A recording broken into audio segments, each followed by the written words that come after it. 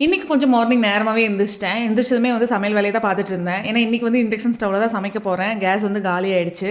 இதே ஸ்டவ்வா இருந்தா 3 பர்னர் இருக்கும். அட் அ டைம்ல வந்து 3 டிஷ்ஷஸ் நம்ம செய்ய முடியும். ஆனா, இப்ப வந்து இண்டக்ஷன் ஸ்டவ்ல சமைக்கிறதுனால ஒவ்வொரு டிஷ்ஷும் ஒன் பை ஒன்னா தான் நம்ம பண்ண முடியும். அதனால மார்னிங் குயிக்காவே எந்திரிச்சு சமையல் வேலைய வந்து ஸ்டார்ட் பண்ணிட்டேன். பாத்திரம் கழுவி கமுத்துற அந்த ட்ரேலயும், அடியில இருக்க அந்த ஸ்லாப்லயும் ரொம்ப உப்பு கறையா இருந்தது. ஏன்னா, நான் யூஸ் பண்ற தண்ணி வந்து போர் தண்ணி தான். வாஷ் பண்றதுக்கு எல்லாமே அந்த தண்ணி தான் நான் யூஸ் பண்ணிட்டு இருக்கேன். ஸோ அதுலேருந்து வர தண்ணி வந்து அந்த ட்ரேலயும் கீழ இருக்கிற ஸ்லாப்லயும் பட்டு ஃபுல்லா உப்பு கறையா இருந்தது. ஃபர்ஸ்ட் ட்ரேயையும் அந்த ஸ்லாப்பையும் நல்லா கழுவி விட்டுட்டு அதுக்கப்புறம் தான் பாத்திரமே கழுவ ஸ்டார்ட் பண்ணேன். எனக்கு வந்து இந்த சமையல் பண்றத விட கஷ்டம் பாத்திரம் கழுவுறது தான். எனக்கு பாத்திரம் கழுவுறது சுத்தமா பிடிக்காது. ஆனா வேற வழி இல்லை, நம்ம தான் கழுவி ஆகணும். ஸோ பாத்திரமெல்லாம் கழுவி வச்சுட்டு அதுக்கப்புறம் என்னோட சிங்க் எல்லாம் வந்து ஃபுல்லா க்ளீன் பண்ணி விட்டுட்டேன். பாத்திரத்தெல்லாம் கழுவி முடிச்சுட்டு லாஸ்ட்டாக சிங்கை கழுவும் போது தான் நம்மளுக்கு ஒரு சாட்டிஸ்ஃபேக்ஷனே இருக்கும். அப்பாடா ஒரு பாத்திரம் இல்லாமல் நம்ம கழுவி முடிச்சிட்டோம், சிங்கும் க்ளீனாக இருக்குன்னு நினச்சிட்டு இருப்போம். ஆனால் நம்ம வீட்டாளுங்க சும்மா விடுவாங்களா? அப்பதான் இந்த காஃபி குடிச்ச டம்ளர் சாப்பிட்ட தட்டுன்னு சொல்லிட்டு வந்து சிங்க்குள்ள போடுவாங்க. பாத்திரம் கழுவுனதுக்கு அப்புறம் இருந்த சாட்டிஸ்ஃபேக்ஷன் அப்படியே திரும்பி ஓடி போயிடும்.